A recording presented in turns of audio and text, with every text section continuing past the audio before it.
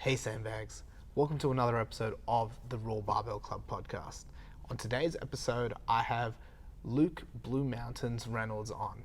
He's a professional strongman who's been competing in the sport for like 12 years. He's really smart, he's really cool to talk to. He has a lot of knowledge on strongman history and just strength training history. And really this was just like a really fun conversation for me. I got so much more out of it than I thought I was going to get. I'd heard stories of Luke being quite brash and you know, you hear things about people and then meeting him is a whole different story. He's such a cool guy. So first off, thanks Luke for joining me.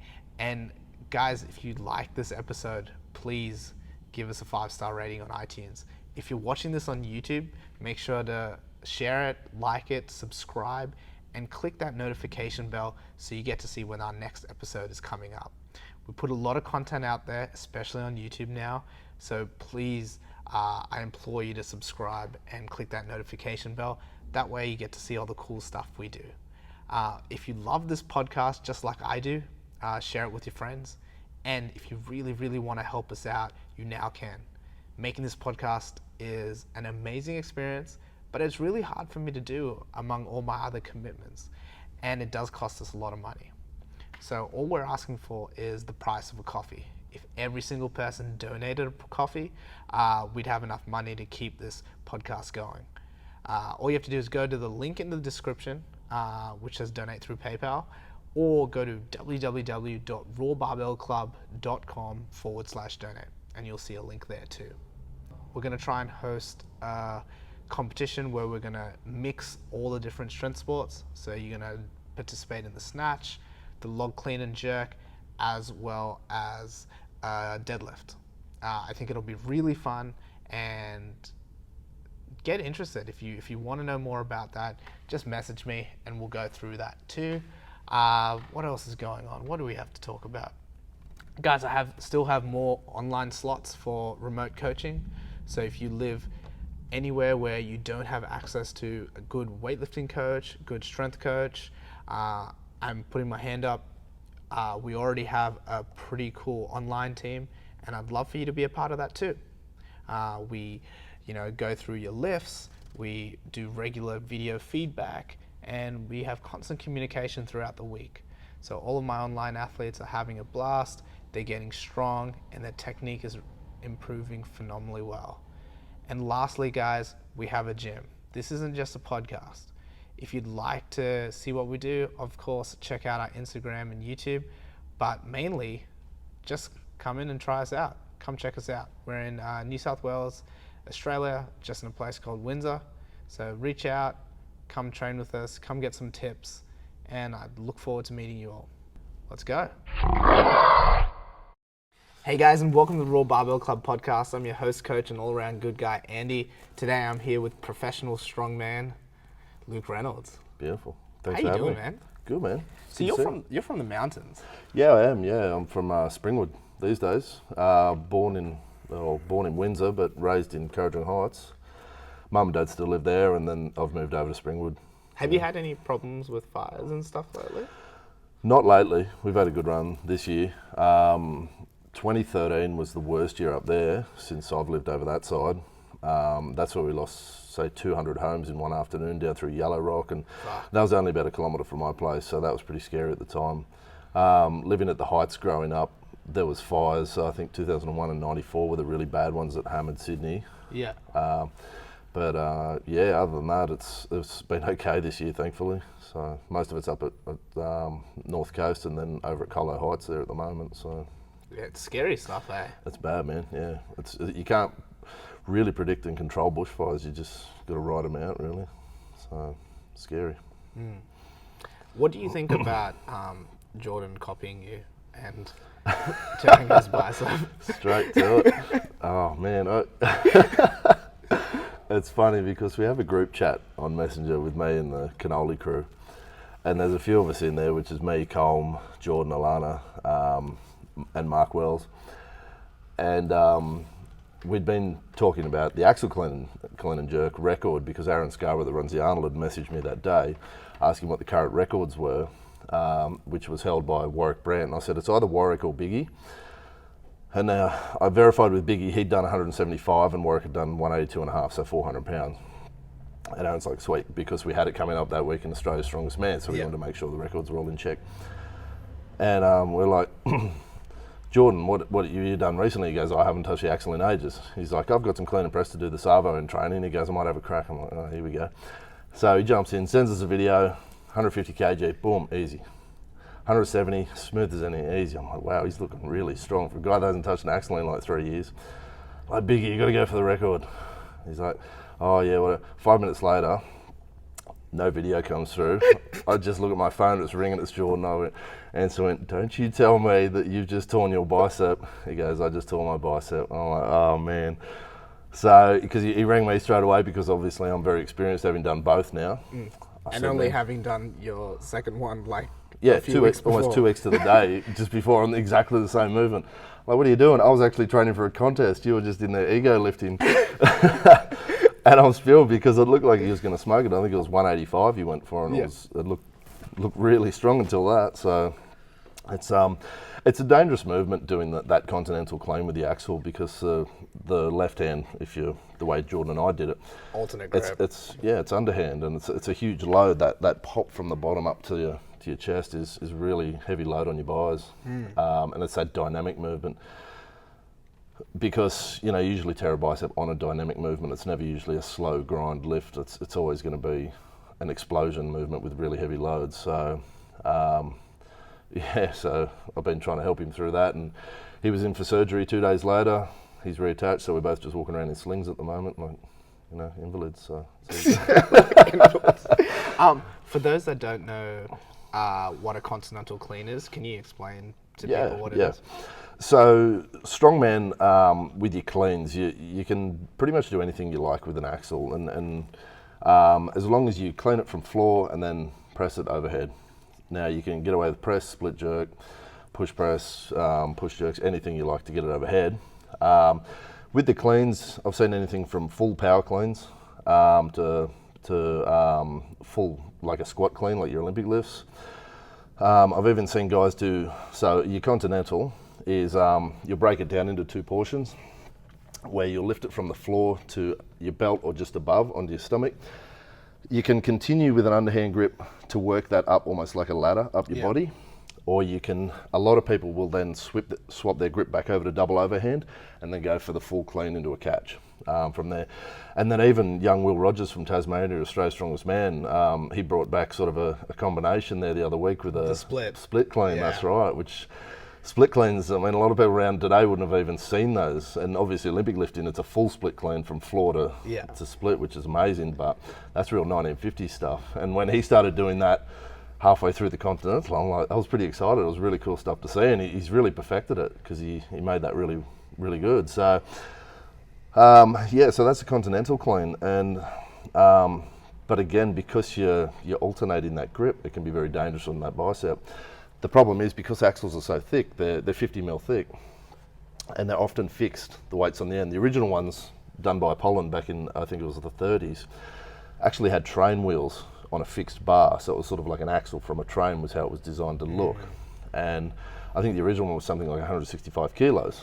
And when you pick up an axle, the whole thing with it that makes the grip so difficult beyond just being thick is that because the ends are fixed, the rotation is just an enormous load, and it's your thumbs that have to arrest that spin. So to make the clean sort of doable, because most people don't have the grip strength to control that, because you can't hook grip an axle, is they'll go to the alternate to here. You might be able to hook grip an axle.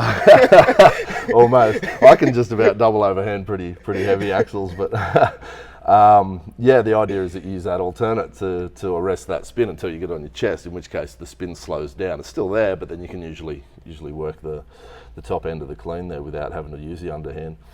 And that's your difference there between that and Olympic lifts. Yeah, and that's crazy. So like if you are an Olympic weightlifter, especially when you start cleaning like heavy weights, you can actually feel if the bar doesn't spin correctly, it affects your turnover. Yeah.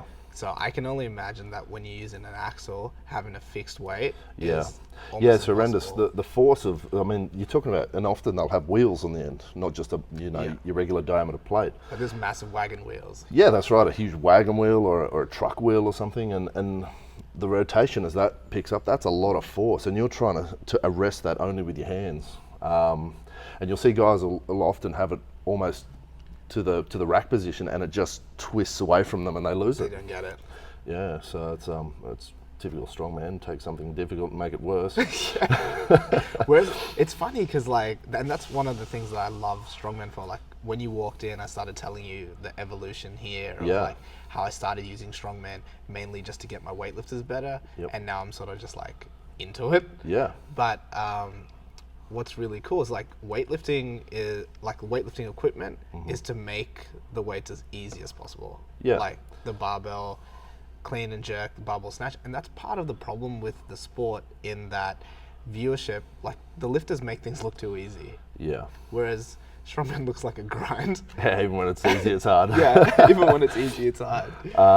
Yeah, it's funny like that because people who are into weightlifting, like yourself, me, more a casual observer of weightlifting than someone like yourself or Jordan, and that, but I actually love watching massive weights move so easily.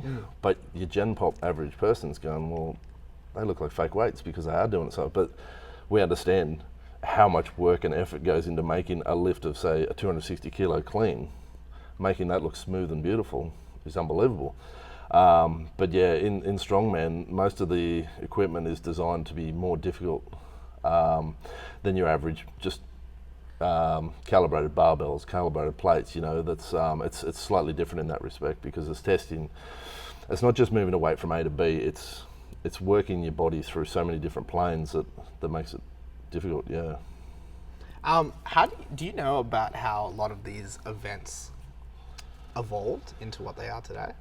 A lot of them have sort of been picked up from historic feats, and sort of a lot of them people have taken poetic license and just designed horrible things nowadays as well, and then you get mixtures of those types of things. So stone lifting is a big one that sort of historic strength cultures around the world have often developed and evolved in isolation. They haven't really been connected, but a lot of strength cultures, because you didn't have beautiful barbells 1,000 years ago, but you had stones. So developing strength and testing strength, and Scotland's the big one when it comes to your manhood stones, if you like. And There's like the Dinny stones and stuff like that. so Dinny was a separate thing Okay. that evolved later. Things like the Inver stone and the strength purists won't like you, and Scottish purists and Celtic historians don't like calling them manhood stones because it's a very poor translation of the actual Gaelic. But for all intents and purposes, people know most of the stones over there as manhood stones because they were often used by chieftains to help select warriors for their clans. They'd have to run full pelt at a out-held broadsword and duck under it at the last second without flinching. They would have to jump the length of a kilt, which is something like 5 yards. And then they would have to lift a certain size stone onto a stone dike, like a small fence, to prove their worth as a warrior.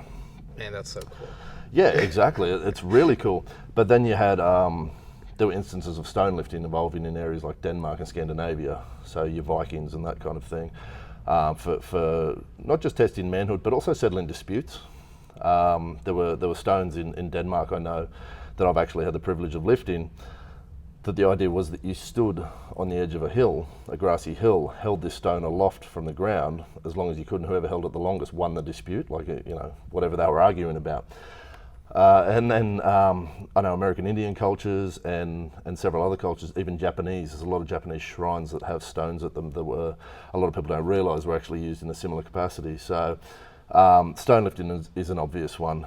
Your modern day Atlas stones or your McGlashan stones that we see in World's Strongest Man and do a lot in Strongman, they're not your typical traditional stones, because obviously we didn't have perfectly round concrete stones 1,000 years ago. But they're sort of a modern spin on that. No, the first set were carved from sandstone or granite, but the sets we have out here are sandstone, and named them McGlashan stones in Scotland in the late 70s. And then they became used in World's Strongest Man and gained their fame from there, and now they're a huge thing. some of your other events,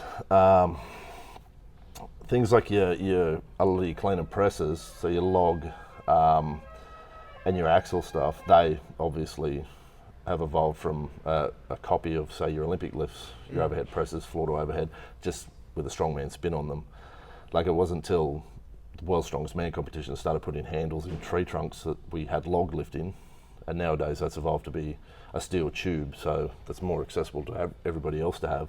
I notice you have a nice timber log down there. Yeah, dude, I wanted you to be able to lift it, so you're gonna have to come back. I've got to come back. I'm aware it's here. I have to come back and have a go. But yeah, it wasn't until sort of those sort of things started evolving. But and your one arm clean and press of huge dumbbells and things, they're a throwback to circus strongman. Yeah. Which Jordan's sort of bringing back in Australia. What do you think about his mo? It looks like a bit of a predator, but it suits him. No, it actually suits him. It looks fantastic, and I love the image he's developed for himself, because he's really carving out a niche, and it is. And the size of his head and his body shape and everything, he's just perfect for that role. I love the outfit he's got. He's doing a great thing, because I bag him out, but he's a top guy, and he's doing some really good stuff for charity, and some huge train pulls and things that humans shouldn't be able to do. It's very cool. It's really cool stuff, man. So, but yeah, so there is a historical basis for a lot of strongman stuff. A lot of throws and things like that are borrowed from things like Highland Games. So a lot of your modern throws in the Olympics either developed from historic Greek stuff like discus, javelin, that sort of thing, or your things like hammer throws, and that developed from Highland stuff, the Caledonian hammers and things like that. That's from Highland Games. They're Scottish in origin. And then you've taken things like weight for height, which then strongman does as either a weight for height throw, or they'll do keg tosses and things like that. That's just all borrowed from the Highlands and evolved for strongman. So yeah. Which is really cool, but those are scary events to see. Yeah, man, they can go wrong. Like, you see people will throw a keg up, it'll hit the thing, they think it's gone over, and it'll come down and smash them in the back of the head. Like, I've seen people drop like that. It's bad, but there's risk in everything, isn't there? But it is so cool to watch. It's fantastic. Yeah. That's one event that I liken to weightlifting, because the way they throw heavy weights over things is like, it doesn't look human. Yeah, exactly, and we make it look easy, but it's a real timing thing with a lot of your throws, because if you time it incorrectly and you pull early and things like that, and your hips aren't coming through at the right time, you're going to bugger it up and you end up fighting the implement instead of going with the implement and getting the best drive out of it. So yeah, no, they are very similar in some regards. You've been in the sport for ages. Yeah. So you've seen like a lot of people come and go, and a lot of those top guys. Do you have like a favorite, like who do you think is the best strongman to ever live? Look, straight up, it's Big Z for sure. Yeah. Zydrunas. That guy's amazing. He still competes now. He did his first World's Strongest Man in 1998, and he's still competing at a World's Strongest Man level now, 20 years later. And he's had pretty much every world record multiple times. I think he's held the log world record, which he still holds, despite numerous people, even guys as strong as Eddie Hall and that, trying to break it. Nobody's even gotten close yet. He's held that something like 16 different times. His dominance over such a long period is what really makes him stand out. I always loved, during the 2000s, I loved Mariusz Pudzianowski. And at the time, I would argue that he was the greatest at that period. 5 World's Strongest Man things, and it was the margins that he would win by were just phenomenal. He was even against guys like Zydrunas back then. But I think because of now the longevity of his career, how he's evolved as the era of strongman has gone beyond what the 2000s was into like this modern era of giants now. He still hangs. He's still won titles within the last decade. So he's just been so dominant. And I think the thing that I don't know if a lot of people understand how he's maintained that longevity, because if you watch him in his off seasons or when he's injured, he loses weight, he lets his weight come down. He looks after his health. Yeah. Because Big Z, when he's at his biggest, is a scary dude. That's a 185 kilo man at like 6'3" walking around. It's like a planet walking past you, man. And he can move anything. Gravity. Dude, I watched him pull 900 pounds right in front of me at the 2016 Arnold Pro with torn erectors. Like, humans don't do this stuff. So he gets niggling injuries. You know what he does? He takes a break, lets his weight come down. He doesn't try and pursue 20 competitions a year like he used to, which is just horrendous. When you're younger, you can get away with that. You heal like Wolverine, but he's now in his 40s. He's still trying to hang at the top level, but he does smart things. Lets his weight come down, lets his health come back, increases his fitness, things like that. And then when he's got a comp coming up, when his injuries are all resolved, you don't keep yourself at 200 kilos year round if you don't have to. I mean, there's a lot of people at the moment that go, oh, what's happened with Thor? Is he really sick? No, he's having a break. The dude had an amazing year last year. He won everything. Nobody got near him. Oh, he's come down. He's let his weight come down like 40 kilos because humans aren't supposed to live very long at 200 kilos. So yes, he looks thin, but he's looking after his health, giving his body a break. He'll be back, and he'll be scary when he comes back because he had some injuries. You saw that at World's Strongest Man this year. Yeah, he tore his plantar fascia, right? Yeah, I think the story was that he dropped the farmer's walk on his foot in the heats or something like that. It was 160 kilos and it just destroyed him. So, I mean, he still managed to, you can talk about it all day, but he still managed to pull out third overall in the final. It's just phenomenal effort. So, so as far as I'm concerned, and I've competed against, most of the top guys these days, and from the last decade, I mean, I think the only one now, the top guys of the last decade I haven't competed with was Eddie Hall, and he's kind of retired now from actual competition. But I'd say Big Z's got to be it, man. Out of all the strongman that you've met, and I guess all the things that you've seen, what's the most impressive feat of strength you've ever seen? Ooh, that's a hard one. I should have prepared earlier for this one. We can come back to that one. No, that's all right. You can have like a top 5 if you want. Yeah, look, every time I see, just like this year alone, just competing with Novikov and Kiliklovsky this year, those guys aren't humans anymore. It's like they've moved beyond the evolution of humans. So pretty much anything they do is impressive as hell to me.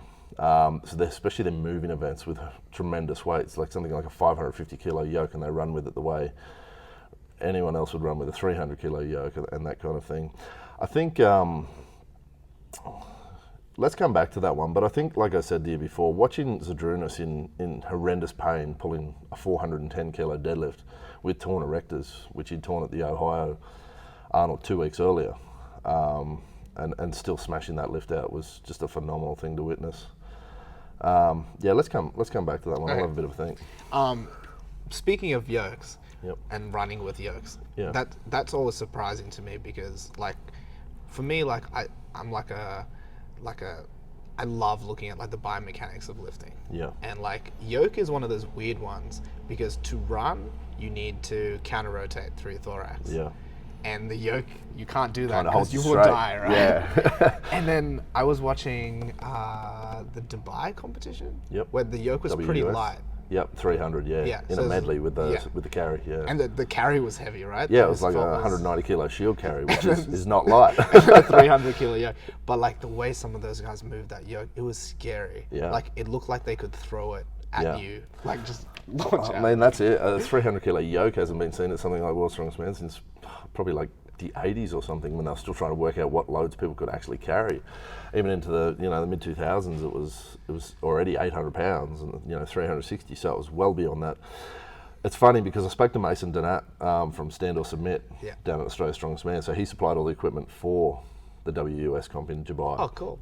I would love to get him on as well. Yeah, he's a cool guy, Mason. Yeah, have a chat to him for sure. He's an interesting guy because he's touring the world now with all this equipment and hanging out with these guys as well. So I said to him, what happened there? So last year they had the stage was not rated heavily enough, and what happened was when they did, I think it was the log lift last year. I think Iron Bibi dropped I don't know, 180 or 200 kilo log on its end last year, right? And it punched a hole in the stage, from what I understand, and so it left a bit of a divot there, and they've put some mats over it. But when Brian Shaw's gone to pick up the yoke when they did it later on, this was last year, he sort of stepped and his foot went straight in this hole, and so I don't think. And the organisers have gone, oh man, this stage isn't, it's not going to cope with these loads, because they had, like a 500 and something kilo yoke last year. They had a proper yoke there, especially for the lineup. The problem was, what they didn't understand was there was already damage in the stage. The stage was going to cope with it. Yeah. It was that he stepped in a hole that was existing from copping a log, you know what I mean? It doesn't matter what it was made of, the log was going to punch a hole through it.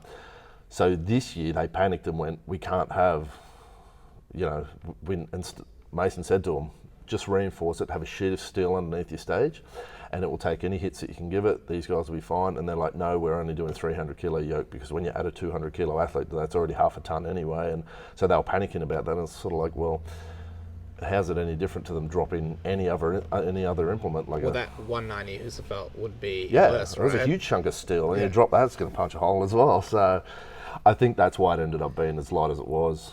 I mean, they didn't really give me any explanation, but that's what Mason told me, and he was on the ground with the equipment. So a 300 was laughable, but 300 kilos is 300 kilos, and like you said, for people to move that quick with it is ridiculous. How did you get into strongman? So I did my first contest in 2008 out at Bathurst at the Bathurst show. And it's funny because I was working over here at the Oasis gym at the time, and a friend of mine, Dylan Smith, who's been a great powerlifter, bodybuilder, fighter over the years, rugby league player, still lives locally. He sort of rang me up. He was living in Bathurst at the time, and he rang me up out of the blue, and we'd always strength trained together before that. I hadn't seen him in about 12 months. He said, man, they're running a strongman comp out here at the Bathurst show. We need people. Are you interested in coming out? And it's funny because I hadn't really paid a lot of attention to strongman. I'd sort of already known about it, but out here there wasn't a lot going on at the time. But you were training with something? I was lifting weights. Yeah. How old were you? In 2008, I was 23. Okay. 22, yeah. And so I was strong. I wasn't strongman strong, but I was strong. I'd been lifting for a long time, and he's like, oh, come on out. And I said, yeah, cool. All right, why not? It's funny, over Christmas, I just watched a bunch of World's Strongest Man. The 2006 World's Strongest Man, it was on repeats. And I was like, yeah, I'd love to get into this, but I have no idea where it is. And funnily enough, he rings me. So I said, yep, sweet, I'll come out there. So we went out the week before, had a bit of a play with some farmer's walk implements and some, I think it was a chain yoke, which they're horrendous. And I think we had to press a keg overhead and pull a truck and things like that. So we went out, had a play around the implements, and then we did that show, and the first show was quite good because we were at the Bathurst show out in the main thing, and we had like 10,000 people watching, which is a lot for your novice sort of. And there were only 5 of us there, but we put on a show, and Dylan and I ended up drawing for first place in that, which was really cool. I ended up being the only guy that moved the truck because it was sort of on a trotting track, which is like sand. Yeah. It was compacted, but it was really difficult to move. So I moved about 7 meters, which was pretty cool in front of a big crowd. But yeah, so look, after that, we sort of went, wow, strongman's awesome, even though, there wasn't much of a scene here. So the guy Dylan was training with out there at the time, Dan Wright, he was a really good powerlifter back in the late 2000s. He had some contacts in the police, and out there was a padre in the police who knew a guy called Craig Reed, who had been a police officer out in that region, Orange, Forbes, that sort of area at the time, and he'd been a strongman or was still an active strongman through the 90s, which was sort of your golden era of strongman out here with your Weet-Bix series and that was on television. It was at the Royal Show. It was a huge thing. It was the World Series. And then through the 2000s it had sort of dipped here. We didn't really have any activity here, but Dylan got Craig's number from this padre that he ran into, and Dylan gave Craig a ring and spoke to Craig. Craig gave him David Huxley's details. David Huxley was an Australian strongman and a hammer thrower through the 80s, Highland Gamer, right through the 80s, 90s. He was sort of the brains behind the Tartan Warriors, behind the World Series out here. I think he still holds the plane pull world records from way back in the 90s, like the Guinness World Records from pulling Concords and all this. They used to do these shows on BBC. It was huge. But he was still running games and lower level strongman stuff through an organisation called Tartan Warriors. And so he got hold of David's things and said, and they were looking for new talent at the time because some of the guys that had been there through the late 90s, early 2000s, they were sort of looking to refresh the ranks a bit. And they contacted us and said, at Bundanoon in a couple of weeks, it's always the first weekend in April, they have a huge big Highland Games there. It's called Bundanoon Brigadoon, and it's sort of the unofficial Australian Stonelifting Championships. They said, we've got 2 spots open, you guys want to come down and give it a crack, and we'll see how you go. We said, yeah, sweet. And had you lifted a stone before? Yeah, we had. We'd done only a 90 kilo Atlas stone that we'd had as part of the loading race at Bathurst. Yeah. We hadn't really, it was hard. Like Dan had made Dylan a couple of little 90 kilo stones. And we're like, yeah, this is amazing. Because back then you couldn't get Slater molds or anything. There weren't really Atlas stones in Australia unless you knew guys like David and Craig who had this big stash from the 90s that were all carved out of sandstone and these amazing stones that they'd had for a million years. And so, we trained up a bit and we headed down and like the first stone in the series is 100 kilos. And it's classic stone run of 5 stones, barrels 5 meters apart. So 10 kilo PB to start. Yeah, that's right. It's like open on a PB, sweet. So I was 100, 110, 120. It jumps to 145 and then 165. And that's a ridiculous jump. it's massive jumps like this. Like, you know what? We'll just ratchet that up. But the record still stands today for the fastest runs, done by 10 times Australia's strongest man, Derek Boyer, and it's like 19.2 seconds. The fastest Biggie and I have been able to do is something around 23 seconds. So how those guys were doing 4 seconds faster is just phenomenal because we are sprinting and pretty much one motion in these stones. And that's another one that people tear their biceps on, right? Yeah, stones is because it's fairly dynamic. I mean, I tore my other bicep the first time 2 years ago in Norway on a stone loading. Yeah. It was, again, only a 100 kilo stone. The week before I was lifting 240 in England, training with Charlie Goff over there, and bicep was fine. Or it was sore. I'd done a lot of stone lifting, but it hadn't torn. And I go to Norway, rip in a 100 kilo stone really quickly, and it just gets pop. Like we said, that dynamic. Yeah. But yeah, so we had to go up Bundanon. I think I managed to lap the 145. I didn't load it. Dylan managed to smash the first 3 stones out, and then sort of after that we were given more opportunities with the Tartan Warrior guys. There was another show in Berry later that year, and then we found there was forums and stuff like that. That was sort of before Facebook had really become the thing. And then the forum days. Yeah, that's right. That's where the real arguments go. Oh, that's where there was a wars, man. In the end, there was one called Aussie Strength, and all the guys around these days don't know about it in the current community, but some of us OGs, we sort of laugh about it a bit. And a friend of mine ended up running it, and he was like, every morning he'd just text me going, man, what headache have you made for me today? Because I've been there just talking into people.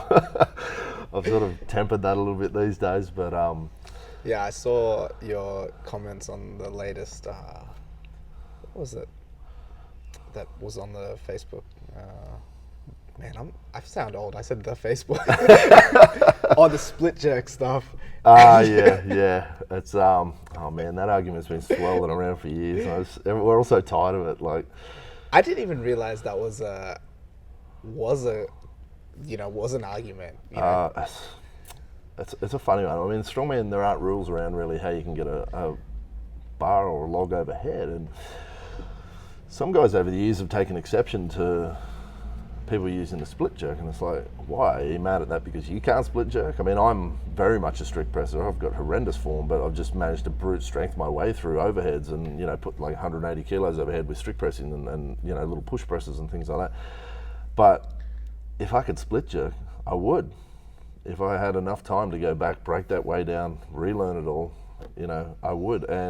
But you've always had these guys niggling over the years saying, oh, split jerk should be banned. I mean, you've got guys like Rob Kearney and that in the States putting up something like 215 kilo logs with split jerks. Mishika Klayev, Olympic weightlifter, he put up 210 or 211 with split jerks. It's a beautiful thing to watch. It's a horrendously hard lift. So yeah, it's probably 4 or 5 years ago, there were big arguments about it. We all had a big fight back then, and we all got over it and moved on. And then it's like new guys come into the sport every couple of years and go, you know what, nobody will have argued about this before, let's have a fight about split jerks. So then it kicked up again recently. I was like, oh, I'm gonna bash my head against the table. What are some other things that come up in strongman like that? I think the hitching deadlifts. So powerlifters always bag out strongmen for hitching deadlifts, but it's allowed in our rules. I mean, within reason. You can't sort of. You used to see back in the day, you'd see guys sit on their knees and then squat right down, and then it was like half a Zercher drag thing going on, which is actually quite dangerous. So they sort of, but you can ramp it up your legs. You can hitch it a bit. The other one is, you know, and powerlifting is not allowed. So I can see why powerlifters get their nose out of joint. But they sumo, you know, like so. Well, exactly. So what are you even talking about? Like, thankfully they've kept sumo out because that's a different animal. I mean, I especially since strongmen deadlift from different heights. Yeah. You start allowing like an axle sumo, people are pulling at 1 inch. I mean, some of these axle deadlifts at 18 inches are ridiculous anyway. So there's an argument.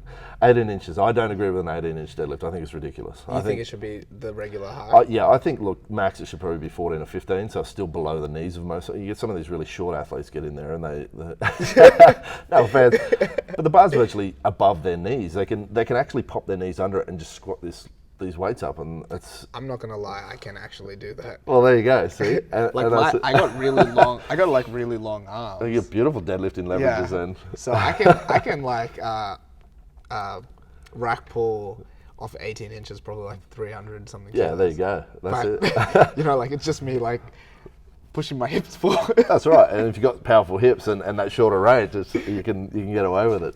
Someone like me, I do 18 inches like I'm pulling a regular deadlift. I'm like, what's everyone talking about? This is difficult.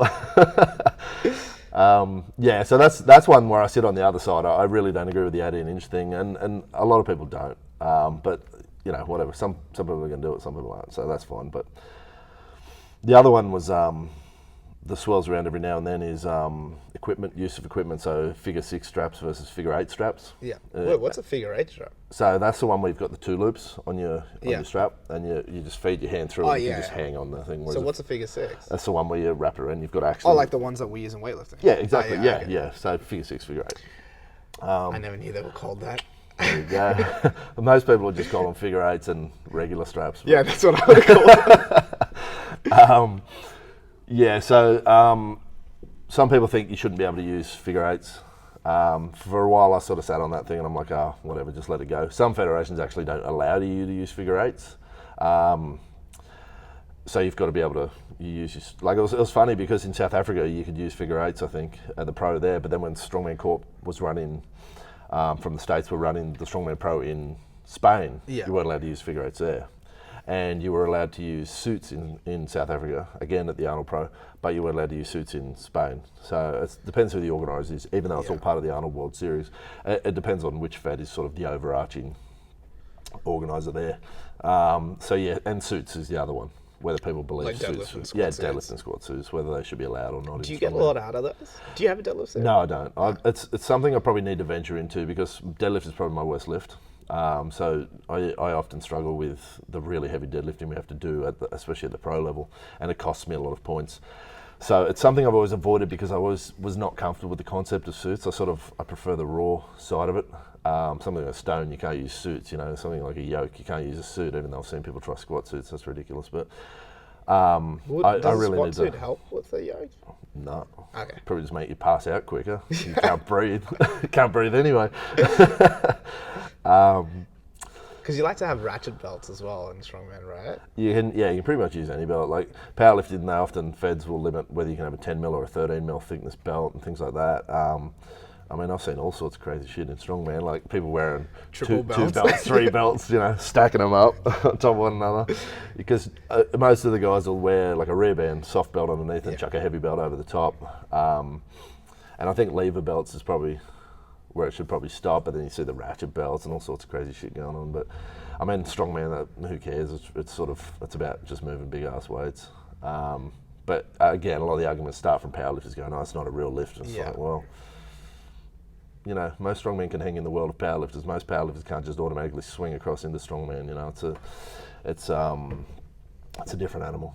So, and it's funny because it seems we get a fair bit of disrespect from powerlifters a lot of the time, but you won't find many strongmen that actually disrespect powerlifting because it's the basis of a lot of our strength as well. So. Yeah. Well, I see you benching on the regs. Yeah, absolutely. And there's another argument as well. A lot of people are like, bench does nothing for your overheads. Well, for me, if you look at the way I press, overhead, I get a lot out of it. I mean, I find over the years, if my benching's going up, my overhead's going up and vice versa. Because I need powerful shoulders and triceps. If you're doing something more like a split jerk or more of a push press type movement, you're probably not going to need as much of that pressing ability.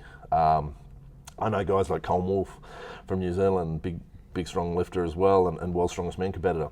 He agrees with me on the bench pressing thing. When his bench goes up, his overheads go up. And he uses a lot more of a nicer push press than I do, but he still has that insane strength in his triceps to lock out because he's benching like 240, you know. So.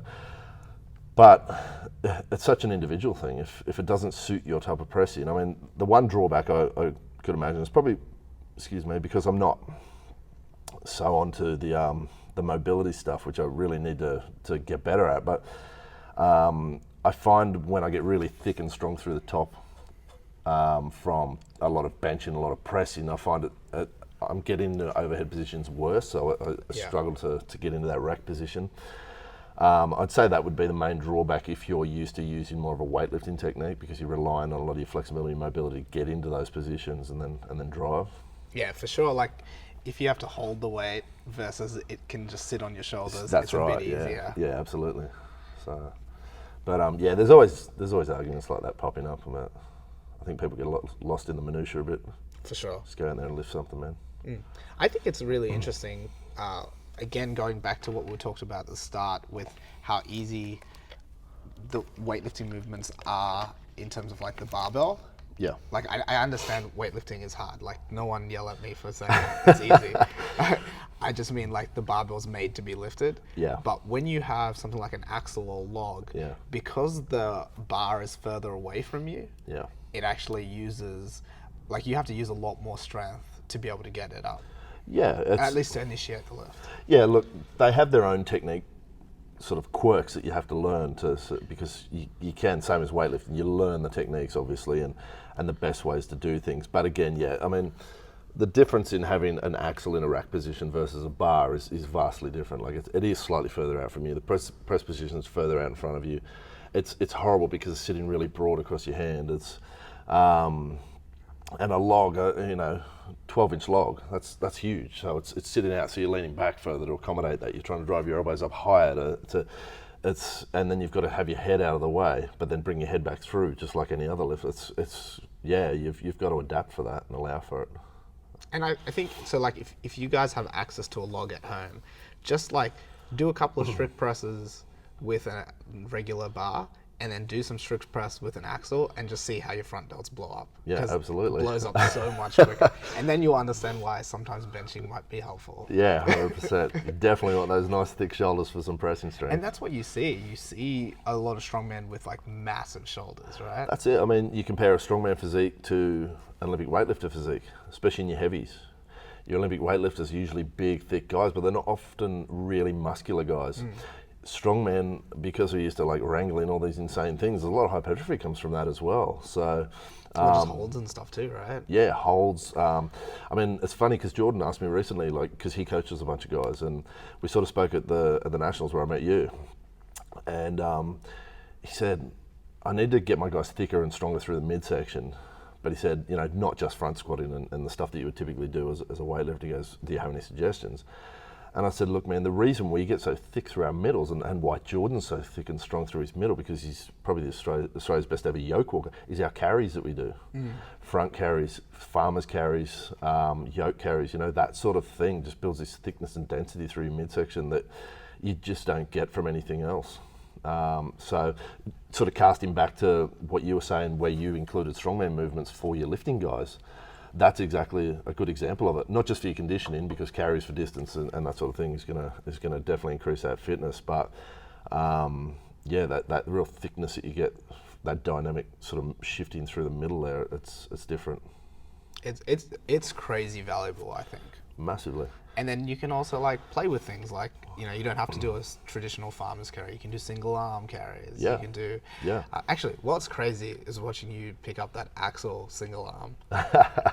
Yeah, it's not really a lift. It's just something I've taken to doing. I mean, you see some of the grip guys. Grip. See, there's another facet of strength. There's actual grip sport with freaks like Jed Johnson and that from the States. Those guys are monsters at grip, and I've got a lot of respect for them. And so they'll often, your blue fat grips and then your orange fat grips, things you can attach to a barbell.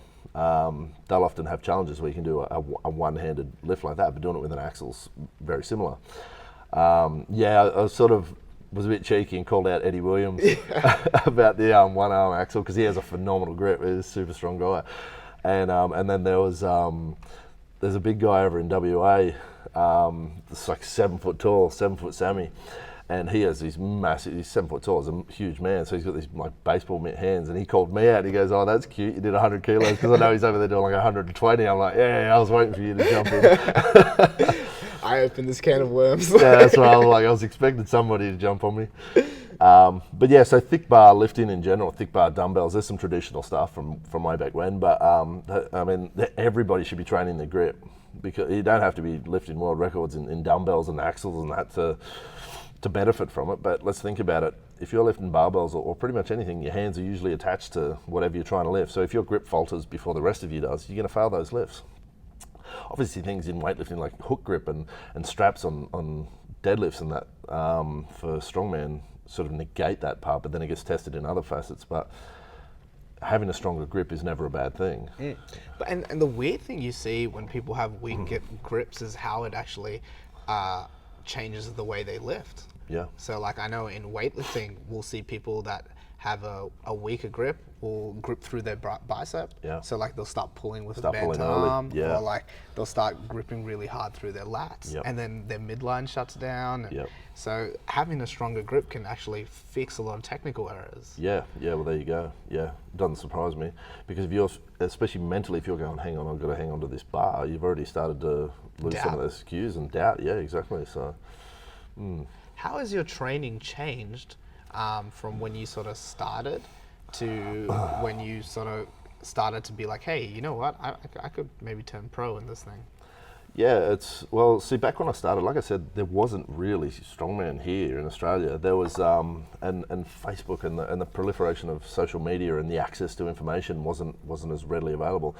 And so there would be the odd YouTube video about strongman that someone would chuck up, and there was, again, in the forum days, you would share some information on the forums, and that once you realise there were like-minded people around.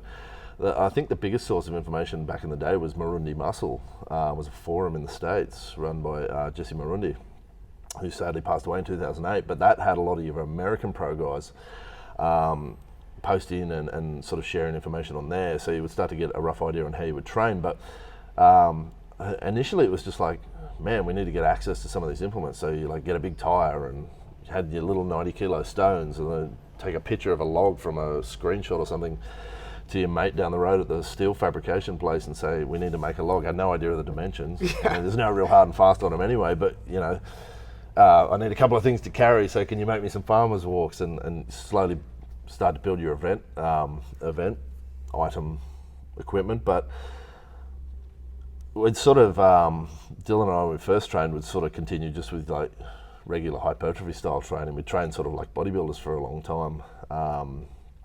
And then we would start to realise more and more about powerlifting, so we'd shift towards sort of more of a powerlifting style template. Things like your basic stuff back in the day that was big at the time was stuff like Jim Wedler's 531, which I still think is a great basic program for some good progress. I often go back to it every now and then just for a couple of blocks to just work through the basics and just shift those numbers up a touch. And I guess when you're rehabbing and stuff as well, like that stuff would be very helpful. Yeah, that's it. I mean, I tend to think a lot of people get too mixed up and overthink their training sometimes. They get lost in all these, I mean, periodization is very important in that, but people get way too mixed up in too many esoteric things and just forget the basics sometimes. And sometimes the basics is all that they needed to bring up and just bolster everything lift else. More over yeah, time. yeah, exactly, yeah, and realize that you're not going to go from novice to pro in 2 years, unless you're, I don't know, Thor or something. But yeah, so then it was funny because I always sort of just took care of my own training. It was a bit haphazard, and the problem is sometimes I get a bit, I'm a bit ill-disciplined when I get mad at myself, and I'll just go into the gym and just crush myself to dust, even though I know it's going to be detrimental. I mean, it breeds a certain type of mental toughness, but if I'm mad at myself or I'm angry, I'll go in there and just keep doing set after set after set until I nearly collapse, and it's like, well, that's cool. You know, I feel really tough, and I'm probably mentally tough as hell because I can deal with some insane pain. Like you can ask Jordan, I've been through some dumb injuries that I've just carried through events, dislocated shoulders, blown knees, whatever. But it's not productive long term. It's destructive. You know what I mean? You're going to break yourself down, and I've got a laundry list of injuries that I've had throughout my life. So I think it was 2017. So I had a reasonable year. 2015, 2016, I came third at Australia's Strongest Man. I took second at Australian Log Lift Championships. I qualified via Australia's Strongest Man for the Arnold Pro in 2016, so technically you'd say that's when I became a pro strongman, yeah. So I got the start there, and I got my ass handed to me, which, you know, you usually do in your first few leaps into the pro circuit, because that jump is just vast. open heavies to pro. I think it's a smaller gap from novice to open heavy. Like it's an enormous gap sometimes. What can I ask? Like, what kind of weights change? Do the weights change a lot, or is it Yeah, just they the do. Yeah, caliber so math? it's the weight, but not just the weight. It's also the speed that things are done in. You know what I mean? So. So your open heavies these days, I mean, they've evolved a lot as well. So, you know, you've some guys that should be pros that are still knocking around the open heavies because they haven't just quite qualified through yet, and they will if they stick with it. But you know, it's typical to see heavies running around with 900-pound yokes, so 410 kilos. You see in open heavies these days, especially over in the States and Europe and that, they're pulling 400-kilo deadlifts. That wasn't even heard of back in the day. Normally back in the day, late 2000s, you pull 300, you're sweet to do all right in a lot of competitions. These days, no more. You know, they open at 360. People doing 900-pound deadlifts over 25 meters in 9 seconds and things like this sort of thing. The difference is you would see the pro guys say, instead of a 900-pound deadlift over that distance in that time, you'd see a 1,000-pound deadlift over that distance in that time. Yeah. They do 180 per hand farmers, where you might see the guys in the heavy amateurs finish that over 25 metres. They might finish that in the 60-second time limit, or they might do it in 30 seconds, or you see the pros do it in 12 seconds. Do you know what I mean? So it's Which means they're sprinting. yeah, exactly. I couldn't believe it. I did like 14 seconds on 180 farmers or 170 farmers in Spain. I'm like, yeah, that was all right. That felt like a pretty smooth run. I knew it wasn't super fast. And like 10 guys came out and did between 8 and 12 seconds. I'm like, how the hell was I so far off the pace with that? So that can be the difference sometimes. It's not necessarily the overall weights. Sometimes it's just the speed that it's done in. But then, say most of your open heavies will be doing 160, 170, 180 kilo logs. Your pro guys now, nobody wants to know about you unless you're doing 180 for reps or 200 kilo plus in your max lifts. So it's just gone crazy, really, at the pro level. And the difference between, say, your amateur guys doing between 100 and 160 kilo logs, I think they can bridge that gap quicker than you can take that 180 up over that 200 mark. Yeah. I think that's just that much harder again, even though it's a smaller number. So yeah, it is a big leap, especially, you know, it's usually in a really difficult sort of confronting location as well. You're in front of 20,000 people or, you know, 10,000 people, and Arnold's right there, and, you know, cameras everywhere versus doing it in the car park somewhere. So you've got all these extra pressures to deal with. Jordan talked to me about how, like, the film crew and stuff play into, like, oh, it's not like ready, set, go. It's like, hey, you've warmed up, you know, half an hour ago, and now you're just like waiting for the film crew to be like, yes, we've got the shot, you can go now. That's, battery's flat, or the lighting's not right, or it's going to rain in 10 minutes, so we'll wait, or it's World's Strongest Man's a lot like that from what I hear. You know, they warm up for 2 hours and then, hang on, we're going to do another take in a minute. Or a guy's halfway through his deadlift reps and they go, nah, stop, that wasn't rolling, we're not happy with that, stop. The dude's already done like 5 reps at, 360 kilos.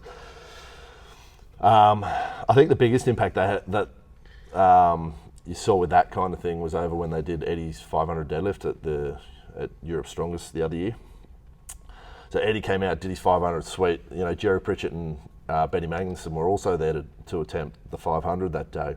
They'd all done, I think, really strong, like either 1,000 pound or 470 kilo deadlifts, and the next jump was up to the 500. So Eddie did his. Yeah, awesome, wicked. He's nearly passed out and died on the bar, and the crowd's cheering, and they're doing all their interviews. They went for like 45 minutes. Meanwhile, Benny and Jerry are still sitting out the back, waiting, warmed up but cooling down, just sitting there. I think they both came out and attempted 500, both tore their hamstrings. Wow. Because they've both been sitting there. And I'm pretty sure they're both pretty dirty on that. So that's where they really need to sometimes take the focus off the filming and more back onto the athletes. I mean, I know strongman's an entertainment sport, but you know, there's got to be a better way, because some of the promoters these days really need to take better care of the athletes. But yeah, just back onto the programming quickly. So it was 2017. So later that year, after the Arnold Pro, I had a dismal showing at Australia's Strongest Man. 2 weeks earlier, so 3 weeks earlier, I tore my adductor training, lifting 200 kilo stones, prepping for Australia's Strongest Man, doing reps on a 200 kilo stone, coming into Australia's Strongest, and I was looking really good for it that year. But then I tore the adductor. I'd planned to go across to New Zealand, do the Hororata Highland Games, which is the Oceanic Heavy Events Championships. So I went over there anyway. I was able to nurse it through. I ended up winning that contest, which was a really good title for me to win. But I must have done some extra damage. I wore myself down. I went down to Australia's Strongest Man anyway. I never make excuses. If I'm injured, I like to commit to a promoter. I mean, I ended up going down to MC even after I tore this because I feel really bad once I commit to a promoter. A lot of athletes need to get better at that. Yeah. So promoters need to look after athletes better sometimes. Athletes need to get better and stop thinking that they're the only person on the planet. Get over your ego. If you commit to a promoter, commit to them. Show up regardless. Unless you're dying, you better show up to that show, because a lot of promoters will be able to base their sponsorship and things like that based on certain athletes that are going to turn up, or a certain amount of athletes, and then people pull out the last minute because, I just didn't feel like it that day, or X, Y, Z. Well, get your ducks in a row before you commit. Then once you commit, go to that show. I don't care that you suddenly think, such and such is showing up and you're not going to win. Mate, that's the point. You're supposed to go there and compete. If you're going there only because you know you're going to win, what's the point? Did you have fun emceeing? Yeah, it was great. I had a great time down there. It's funny because I said to Aaron about a week out, because I was pretty bummed about this, because I really wanted to have a good crack at ASM this year, and I was in reasonable form. I didn't have the showing I wanted to in Spain, and so I came back. Aaron said, "Look, we'd like you to do ASM." I said, "Okay, no worries. Look, yeah, I'll come down." I spoke to Mark, who I was being coached by. I said, "Man, we'll Dark side. Yeah, darkness. Yeah, Darkness Wells. Awesome guy. And I said, "Look, man, we've got like 5 weeks till Australia's Strongest Man." And the thing was, I trained a whole different set of events for Spain, and they were a whole lot heavier, but completely different events. So I was sort of on a fast track to get ready for ASM, which is when my bicep went, because I was trying to force the axle to get better, because I hadn't touched an axle in ages. We haven't really seen it here for a while. So I was like, yeah, my axle's crap, so I need to get it back up. Otherwise, I'm going to lose the contest just on one event, you know what I mean? Because I felt pretty good about doing well in the other events. And anyway, so that wasn't to be. So about a week out, I rang Aaron Scarborough, who runs the Arnold out here. I said, "Look, do you see any value in me still coming down? Because I'd like to come down anyway, if I can help out or whatever." He said, "Yeah, come on down." He goes, "Absolutely, we could definitely have you down here." Because I know this year in particular, they were in Federation Square in Melbourne. So cool, right? It's a cool location. It was a hard location to work with because it's not flat there. Yeah. But we made it work really well, and we sort of piggybacked on the back. The Australian Arm Wrestling Federation were having sort of their nationals there, so we sort of piggybacked on their festival, which is a great idea because we can both utilise each other's sort of fanfare, but also you get a lot of that through traffic. Yeah.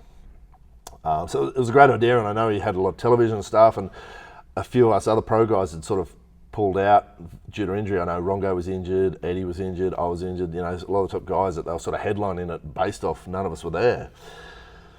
So I said, "Look, I'll come down anyway, help out, make an appearance, for whatever that's worth, and hang out with the guys, it'll be cool." He said, "Yep, sweet." So I came down. I did the demo on the dumbbells first on the Friday night, which was the first event, and that was fun because I was dying to try out those dumbbells anyway. Because you got a pretty good time, right? Yeah. I went through one-handed and just wanted to make sure of it, and I did something like 27 seconds, and then Coco came out and did 23, so which was great because he ended up winning the contest anyway. So he came down in really good form, and it's funny because I don't think he or anyone else sort of thought he was going to do well in the grip event, and he came out and he won it. So he did his homework there, but.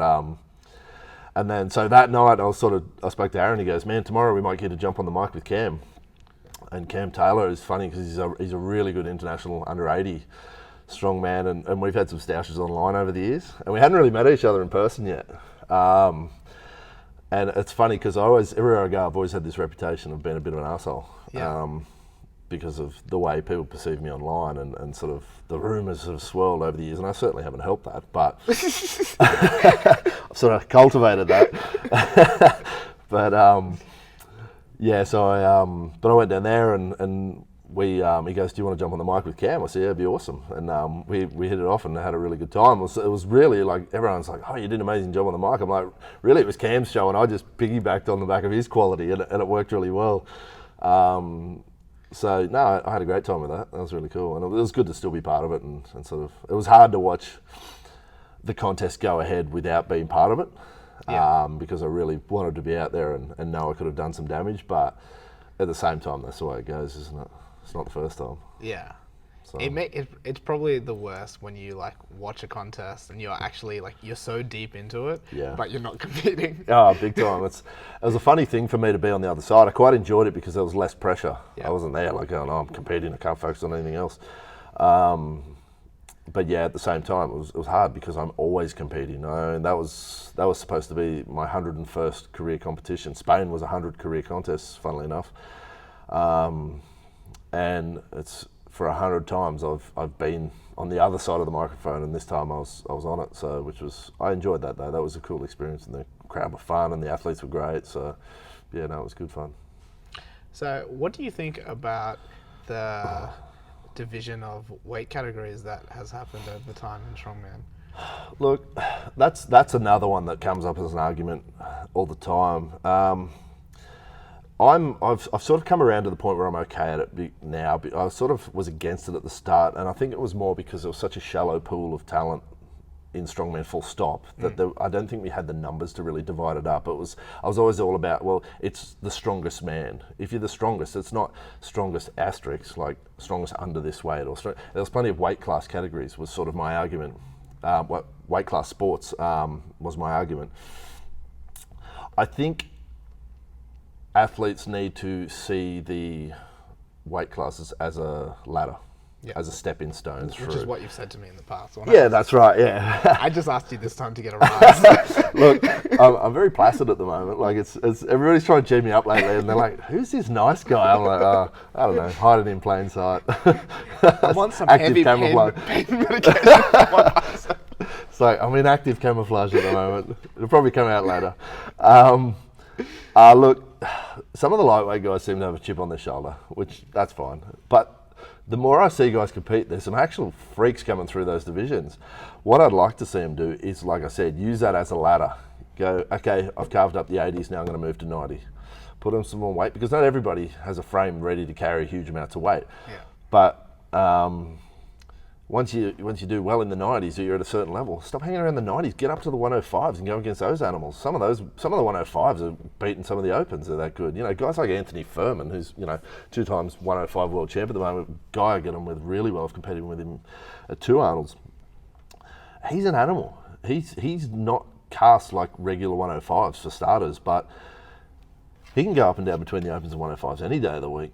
Even out here, we've got guys like Tyson Morrissey, who is a great 105. Like, he's world class. He's off to Strongman Champions League Worlds next week or something. But he hangs with the opens almost just as readily. He's like nearly a 400 kilo deadlifter and all these sort of things. So I have a lot of respect for your lightweight guys like that have made that leap, and have, instead of going, oh, you know what, I'm carved up the 105s. I'll hang out down here though because it's safe. Yeah. They've gone, you know what, fuck it. I'm going to jump up to the opens. And if I come last, so what? Because I want to go and test myself against the strongest guys on the planet. Because let's face it, the opens are always going to be the strongest. The odd 105 that's a freak, or odd 90 that's a freak, they're outliers. But your biggest, meanest guys are going to be your strongest always. So in order for it to truly be the strongest man, step up and challenge yourself against the top guys. And I have a lot of respect for guys that do that. I think they need to see the weight classes as a ladder to the opens and then the pros. And that may be a long process, but let's be honest, it's a long process in general. You don't just get freak strong overnight. So yeah, like you said, it's not 2 years from novice to... No, that's right. Get ready for a 10-year journey sometimes, so... I do want to be mindful of your time, because what time is your doctor's appointment? I've got heaps of time, man. That's okay, cool. Sweet. Yeah, no, you're good. Because I'm having a lot of fun. No, it's great. Now I'm too. What's really cool is the emergence of all these female strongmen. Yeah. I guess they're called strong women, not strong women. women. Well, look, let's be honest. The sport is strongman. Yeah. And there's a strong women division. Yeah. We don't change the names of other sport, even though there's a gender defining in there. But look, seriously, like, I've had the fortune to meet some of the world's best strong women as well. I haven't met Donna Moore. I've spoken to her, and she is apparently lovely by all accounts, and she's just an animal. Her lifting's phenomenal. I've met Leifer Ingalls a few times, Sonny from Germany, some of the top middleweights, and mate, these are world class athletes. Some of the stuff they're doing is not human, and I really saw how far the Australian scene's come sort of this year twice. At Southern Hemisphere Strongest Man, it was sort of a change in the guard because we watched Alana Kurnow step down. She was sort of your incumbent Australia's Strongest Woman, or 2 times Australia's Strongest Woman, and then she went ahead and she was sort of a cut above the rest of the field and took out the Southern Hemisphere Strongest, which she retired off the back of that because she wants to do some more bodybuilding. I think she's got her first powerlifting meet in a week or two, and she's put up some phenomenal numbers there. I think she just has other aspirations at the moment. I'd love to see her come back, so Alana, if you're listening, come back. But she should be competing at the Strongman Pro level. But then you've got girls like Kia and Nicole, who just won Australia's Strongest, and quite a few of the other girls this year. They're putting up some phenomenal numbers. You've got Camilla that's just come out of nowhere from weightlifting into strongman, or strongwoman if you like. She was doing 150 kilo stone, like 65 kilo body weight down. That's one of the most impressive things I've seen actually in a long time. So if we go back to that list of 5, I'm going to have a separate list for women. Yep, that's her fine. doing that is number 1 for the women's, and that was phenomenal. And it's not like she was a shitty weightlifter. She was like on the road to like Com Games as well. Yeah, absolutely. And seriously, her lifting was beautiful all weekend. I was blown away because I hadn't really encountered much about Camilla until like a month out, and I'm like, who the hell is this? And Jordan's like, oh, she was a weightlifter, man. She's actually really cool because they know each other. And some of her cleans, she was doing like this switch grip, full squat clean with the axle, swapping a hand in the bottom position of the front squat, come up with it, and then driving into this beautiful split jerk. I'm like, man, I've never seen anything like this. This is phenomenal. It was great to MC. It was really exciting to MC it. It was fun. So, yeah, man. There's now that the sport's been around a little bit longer for the women as well, you're really starting to see some cream rise, and they've had some real good time to develop as well. At the start, they weren't as high a standard because they hadn't really had the time to develop yet. Another really strong lady, well, she was World's Strongest Woman last year, Andrea Thompson from the UK. I competed alongside her in Portugal last year. She's really lovely. I think she maybe took second this year behind Donna at the OSG. Some of their lifts, I'm looking at them going, man, I hope I don't have to compete against them because they're probably going to be quicker than me. Dude, it's ridiculous. Yeah, big time. I can't even break the 150 stone off the ground. Yeah. And I am heavier than Camilla, you know? So, yeah, well, you had 3 girls do it. You had 3 of them down there. Crazy. I mean, that was the existing Australian record, was like 142. Alana nearly did 150. She just missed the top of the plinth to load it at Southern Hemispheres back in March. She did it in a series. So the 150 was going to be the 5th stone in a series. And I'm going to tell her, I've already told her, she was lazy and just tried to load it early. Yeah. But she nearly broke the Australian record there. And then I know Nicole Generosen had a turn at it, and she was a way off. But man, she turned up in Melbourne ready, and she's put in some serious work for the last 10 months, and she got the goods. But her, Camilla, and Lucia was the other one. I mean, she was the former Australia's Strongest Woman. And again, she's a middleweight. So some of these are smaller girls that are really doing well, but they're super athletic. And to watch 3 of them do this 150 stone was outrageous. I mean, we then didn't have 160 because the first stone the guys started on was a 170. And Mason, everyone's like, Mason, why didn't you bring a 160? He's like, man, I had a weight limit on this thing. He goes, I didn't expect anyone to get the 150, let alone once. So we rolled out the 170. And all 3 of the girls had to go at the 170. And all 3 of them got daylight under that stone. So they broke it? They broke it from the ground. Holy crap. Camilla, I think went first. She got daylight on it. She probably got an inch of clearance on it, which I was like, what is happening here? I need to retire, I think, before they overtake me. And then I think Lucia came out and she pulled it to like mid-shin. I'm like, what is happening here? And Nicole came out and she nearly pulled it to her knees. I'm like, this is some of the most ridiculous things I've ever seen in my life because these are not large women. Nicole's probably the biggest one and she's taller, but they're not huge people and they're just way over body weight lifting on stones, which doesn't often happen. So it's really exciting because on the world stage, some of the Aussie girls aren't quite there. Yeah. But in stone lifting, we've always been there because Alana, before, when I think she set the stone world record on like 139 kilos, she held that for like 12 months. It was the world record at the time. I mean, I think Donna's pushed it up somewhere insane, like 165 kilos in Norway this year. But yeah, it's the sport's going places at the moment. It's quite exciting, actually. I've often said that like women take to weightlifting like a lot better than men. Yeah. And I wonder with at least some of the implements, Yeah. that's the same with strongmen. Yeah. Do you mean because of their flexibility, their mobility? Just like, their their focus? hip anatomy, Yep. like lets them sit nicer. Yep. More, like, I'm generalizing. No, but, 100%, and I agree. Just they seem to work hard as well compared to men. Absolutely. And they tend to just pick up movement a little bit better. Yeah. So I wonder if that plays into strongmen as well a little bit. Yeah, I mean, even down to the psychology, I wonder if they're able to shelve their ego a little bit easier than some guys and listen to coaching. Yeah, I'm bad for that sometimes. My coaches hate training me sometimes. I don't envy them. I wouldn't coach me for anything. But I wonder if, sometimes they're a little bit more receptive to coaching. And, Probably. and that could be it. So, again, we're generalising, but, a lot of anecdotal evidence out there. All right, so I've been asked to ask you a question. Yeah. Where does it say? You need to tell me about the Royal Adele knee injury story. Oh, Royal Adelaide show, biggie. Oh, Adelaide, that's what you're saying.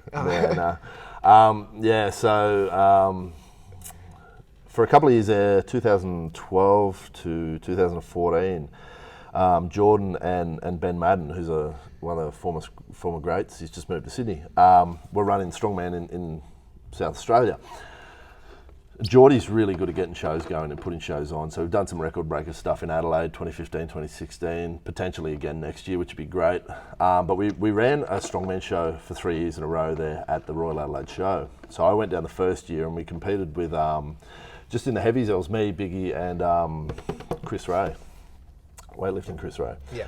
And so we had a hit out there, and then the following year I came back in 2013, and we brought down a much bigger contingent. Aaron Scarborough was still competing, so we had a really good lightweight division there, and then we had it in the 105s, and then we had there was me, Mark Wells. I think Jordan. I like how you call under 105s lightweights. well, back in the day, that's all there was. There was only heavies and 105s, so they were lightweights and we were heavies. So I'm a traditionalist. I still call them lightweights. But so we had a pretty good lineup that year, and Biggie was on the MC that year. But okay, so I was coming in with a bit of a suspect knee anyway. Like I said, I grind myself to dust. I've probably always been one of Australia's most prolific competitors, so it's nothing for me to do a dozen shows a year. In my old age now, I've sort of tempered that down to sort of maybe half a dozen, and I'm very much more picky about what I do. Like I'm trying to aim for those real big shows now. But back in the day, and as was the attitude, you kind of needed to get your name out there, and was any opportunity that came your way, you take it. Doesn't matter what it is, even if it's an event you haven't done before. If Highland Games comes up, go have a crack at it, and then enhance your skill set that way. So we went down there. I think we opened with it was a yoke. It was just 15 metres up and back. It was on a slight hill. I think it was 900 pounds, so 410.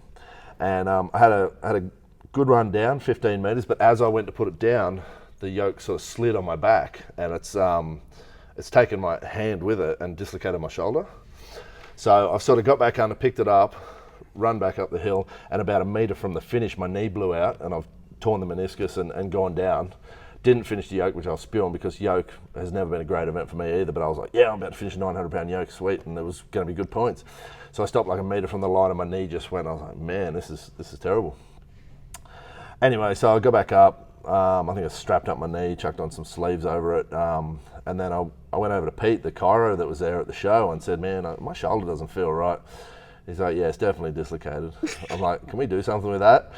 So yeah, so I laid it down, and he just cranked it back in, went bang, back in. I'm like, cool, do the rest of the show. Joy's like, you right? I'm like, yeah. So in between events, I'd just sit there with my knee up, bit of ice on it. I think then we had 170 or 165 kilo farmers, or it might have been a medley, something like that. So the end of it was 165. I think I was the only one that finished it, hobbling along on one knee, still finished with 165 per hand farmers. I think we then had a log.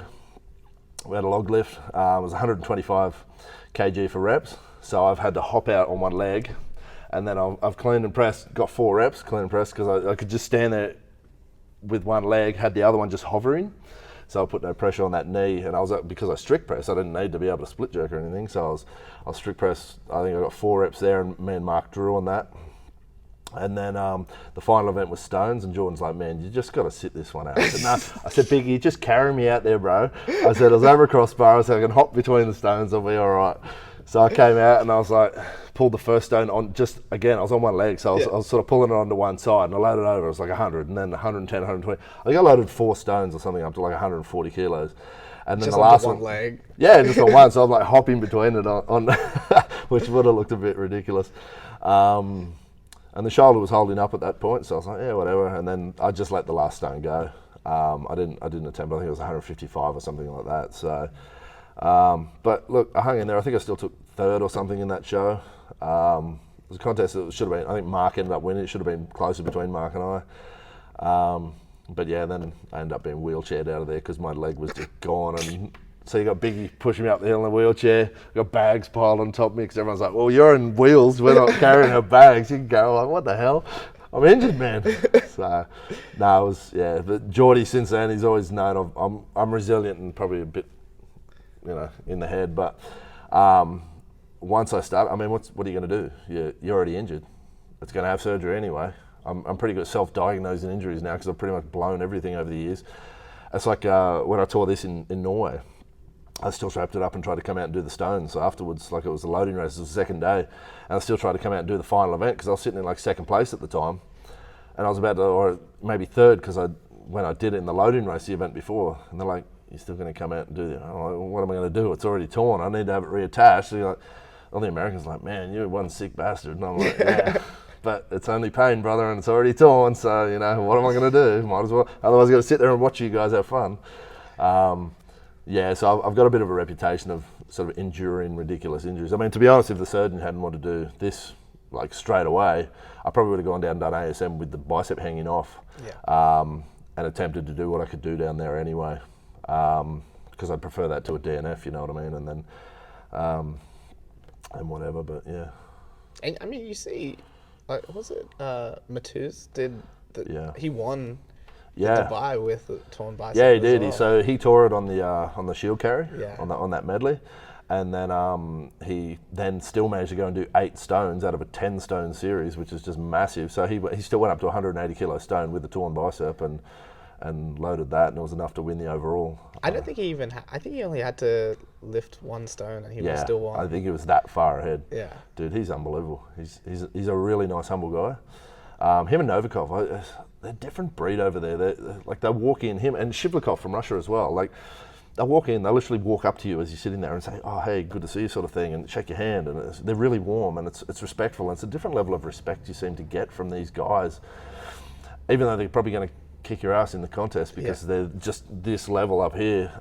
They're just phenomenal guys off the pitch as well. I mean, in South Africa, I get a bit of hip movement in the yoke, and we were warming up to do a 550 kilo yoke in South Africa, and Shivlikov, who has not much English at all, came up to me, and he was sort of with sign language and talking. He's going, no, he goes, you're looking very strong, but he said, you've got to stop that hip movement because you're going to hurt yourself. And I'm like, yeah, 100%, I agree. So, but it was not. I'd never really met him before that, and he just came up straight out of the blue and was giving me, tips even at the pro level, which was awesome. And like for people at home that don't realize, like, you guys are competing against each other. Yeah, that's right. And strongman's funny like that sometimes because you sort of get on really well with your competitors. It's funny because I think it's this thing where when you win, you want to be beating guys at their best to really have honor in that victory. So I don't want to beat some guy whose leg just blew out, or a guy, I beat him in the overhead because his shoulder blew out, or he tore his tricep. Like, I mean, that happens, and that's the way it goes. And if you win, a win's a win. But I'd rather beat them because I beat them at their best and I was at my best. So. But yeah, it's a little different that way sometimes, strongman. Do you reckon the camaraderie comes from it being like a pretty small sport? Could be. It could well be that, because it is a smaller community. Yeah. I also think it's because, I mean, everybody talks about their sport's the toughest in the world and all this sort of thing, but strongman would definitely be up there as one of the toughest sports in the world. And I think it's because you sort of respect the kind of adversity required to go through and be a strongman, and to the loads and injuries you've usually taken to compete at that high level is just something else. And and excuse me, it's not a sport that has a lot of financial there's not a lot of money in the sport, so there's not that incentive of like, if I do this, I'll be a millionaire. Nobody's being a millionaire. Damn it. So it's more about, I think you're competing for honour and glory and those sort of older concepts, and I think people. Yeah, exactly. Being tough as hell. I think there's just a respect thing there, which I really find when I go to Europe and that sort of thing. It's a whole different level of respect, and I really love it over there. It's a great atmosphere. All right, I've got my number one, probably most impressive thing that I've seen. Oh, awesome. I was about to ask that next. No, that's all right. So, Alexei Novikov from the Ukraine. This guy's just, he's just launched onto the scene really this year. Like he won the Arnold Amateur a couple of years ago and went into the pros, and I don't know, he came like third or fourth this year, just and everyone's like, who's that little Ukrainian guy that's just kicked everyone's ass at the Arnold? It was a similar meteoric rise that Kilikowski's been having for the last 3 or 4 years. But in South Africa, he'd won the Arnold Brazil, and then he came to South Africa and he won that as well. So he won back to back. But we had a 220 kilo Atlas stone for reps, and if I'd succeeded in getting a rep, it was going to be an Australian record. Jordan and I shared the Australian record at 213, and I fully expected to go at ASM the other day. A few guys got very close, but if I'd done 220 in South Africa, bang, automatic, just one rep, you know what I mean? So I came out and the stone was actually really greasy and whatever. So I almost had to the lap a bunch of times, and I was pretty bummed because I thought if I got to the lap, I'm pretty sure I would have extended. So, but then you saw guys like Kevin Fairs and Evan Singleton and a bunch of these new freak guys come out, you know. I don't think Rano Heinle got a rep on it. There's my next one as well. It's going to be the same event. And then you watched a couple of guys come out, like Jitsi Kramer came out and he just ripped out these 4 reps from nowhere. He's from Holland, and I was like, what the hell? So Novikov comes out, just goes, oh, how many is that? And they go, yeah, it's 4. He goes, oh, sweet, just does another one. Bashes out 5 reps with a 220 kilo stone out of nowhere. Dude didn't even look like he'd done a competition yet. So him hitting 5 reps just back to back, like the same way I would do a 140 kilo stone. With that 220, just knowing how difficult that really is and what that weighs. He's 23 years old. Crazy. The dude, we competed with him in Spain a week later. He came second there in the pros after winning 2 of the Arnolds this year, the heaviest shows on earth. Then he went back home he went to the UK and won the under 23 world's strongest man, like in the juniors, which is his final year as a junior. But it was like, how's this guy still a junior? It's just ridiculous. So. Okay, the second craziest thing I've ever seen was, I'm going to give 2 to this guy, Belsak. So, Maciej Belsak from Slovenia. Awesome guy. I've hung out with him twice now because he's good friends with Rano Heinle, who I've known Rano for like 10 years. He used to live out here. And so Belsak, the first one is, I'll give it to him for South Africa as well on the stone, 220 kilo stone. So Belsak, I don't know what it originated from. I'm not sure if it was a car accident or something like that, but he has a horrendous hip injury that has been giving him a lot of trouble for a while. And I think he's actually going to back off a little bit now and try and rehab that injury because he's been just limping through these events. It's so bad that he can't actually really squat down with both legs. He sort of has to chuck one out to the side, and he's like, man, I've never tried this before, but I'm going to give this a run.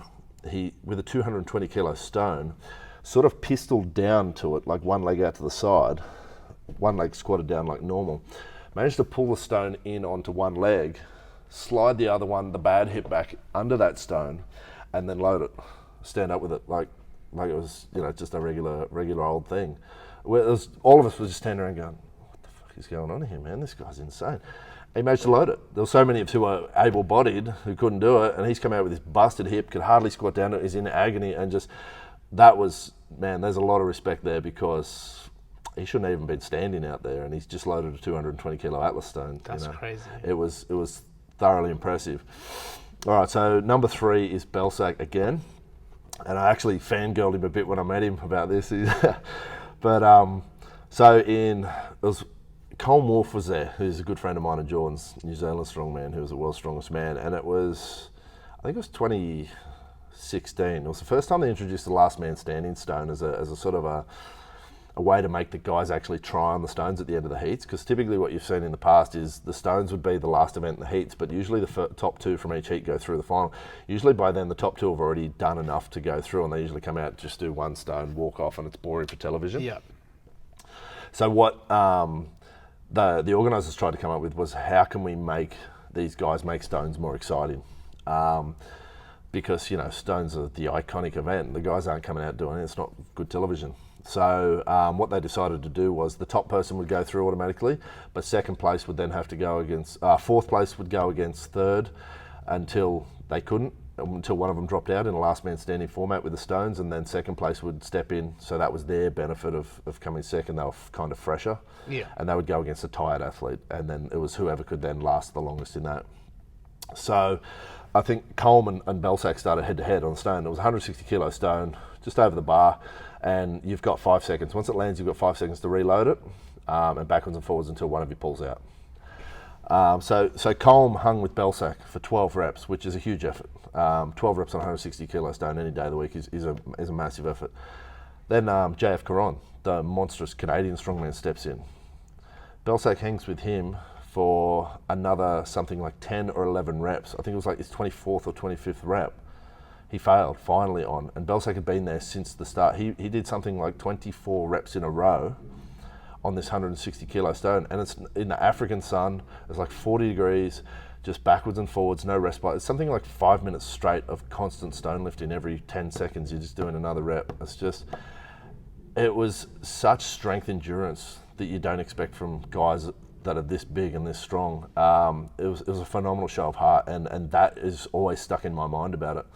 And it was funny because when I met him, I said, man, I'm going to fangirl you for a second, because that was one of the most impressive things I've ever seen. I said, that was a huge effort. He goes, yeah, it wasn't huge enough, obviously, because he didn't make it through the final. But so JF was quite lucky there, because he then went through the final and he finished 4th or something, because JF's a freak of a man. But yeah, it was, if it was one more rep, I think JF was in trouble, man. Like he was really up against it. So yeah, that's very long-winded, but that's my number 3, because I just got nothing but respect for that amount of heart. It was great. Yeah, I mean, people that know me, it's unsurprising that 3 of my top 3 moments that I'm impressed with are stone lifting related.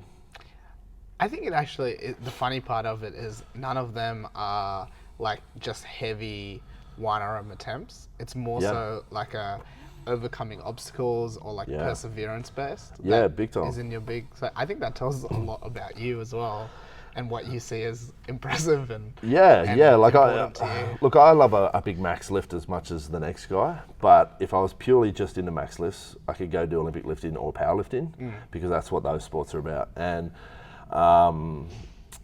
strongman obviously has that element, because we even do that with stones. We go for max stones and things like that. But I think that whole strongman used to be referred to, and I still do, is strength athletics, because it's like this strength decathlon, you know, where you're testing so many different facets. You've got to carry something for max distance, like a Husafel carry.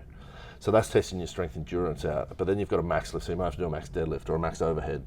But then you might have to do something for max reps, like a max log, a log for repetitions and things like that. So it's, you know, it tests so many different aspects of your ability. And then you might have a load-in race, which requires you to change directions and sprint multiple times whilst carrying awkward implements. And you've got to work those implements out before you can even move with them, let alone run with them, and then load them over something.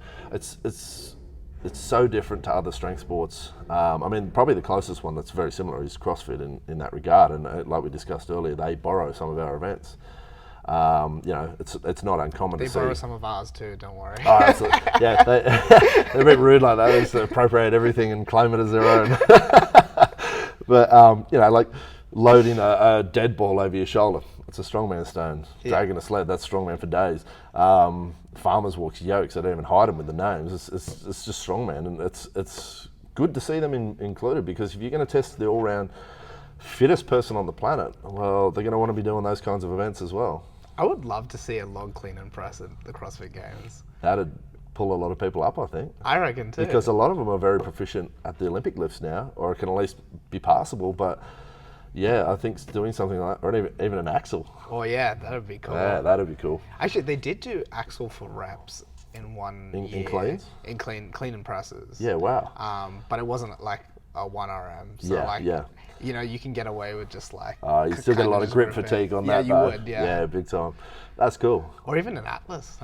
Well, yeah, 100%. I mean, ditch the dead balls, chuck some Atlas stones in there. Oh. You're gonna cut them up and make them hurt, make them bleed. You see some guy that's done it before be like, hey, is there any tacky? Oh man, yeah, I don't think they'd allow tacky at that level. No. So, no, I can respect those guys though, especially at that elite level of CrossFit, man. There's some animals out there as well. Cool. I think that's probably a good place to finish off. Yeah. I'd like to have you back there. Yeah, that was 100%. really fun. Yeah, no, it was great. Thank you for having me. Where can people find you if they want to follow your journey or? Yeah, just the usual social media platforms. Check me out on Facebook, just Luke Reynolds, and also the main one is probably Instagram, Luke_Blue Mountain Reynolds. Yeah, have a look there and see what I'm up to. Awesome. Usually injuring myself. Is there anyone you want to shout out, like sponsors or anything? Yeah, I'll give Last Round, even though it's one of your rival gyms. They're not a rival. Nah, I want to come and train there. I want to come train here. We'll do a swapsy.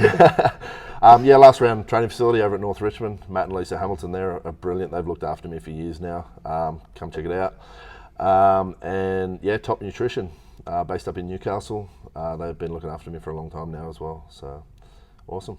Cool. And guys, you can find RAW Barbell Club at RAW Barbell Club on all of our social medias. So that's Instagram, Facebook, YouTube. Make sure you follow us on Instagram, see what the club is getting up to, see all our big lifts.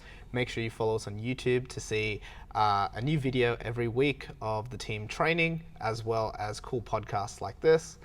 Subscribe, hit that notification bell so you get updates.